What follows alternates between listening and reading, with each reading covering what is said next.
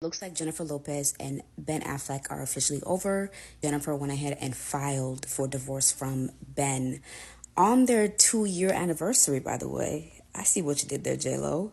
The couple, I guess, filed for separation between March and April of this year. So if you're like me, you're wondering what happened.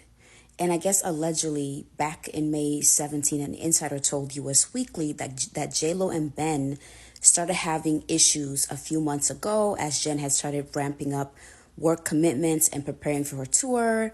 Jen is very focused on her work. They are on two completely different pages most of the time, which in any kind of marriage, you cannot be in two different pages. You got to be on the same page for the marriage to actually work. A couple of days later, on May 21st, Entertainment Tonight spoke to someone allegedly saying Ben feels like Jen has had a hard time feeling satisfied, and that's one of the issues that they were facing in their marriage.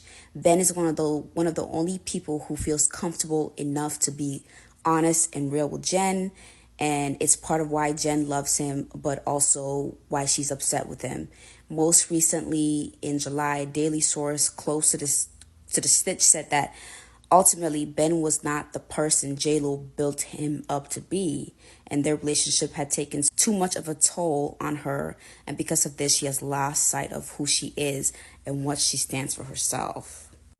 Let me know what y'all think in the comments. Like, what do you think the issue is with, Jennifer and Ben? And of course, J-Lo has kind of been known to get engaged, broken engagements, get married, get divorced. No judgment here. That's just J-Lo's life. That's what she's experiencing. That is her thing. But I would love to hear what you guys think about this in the comments.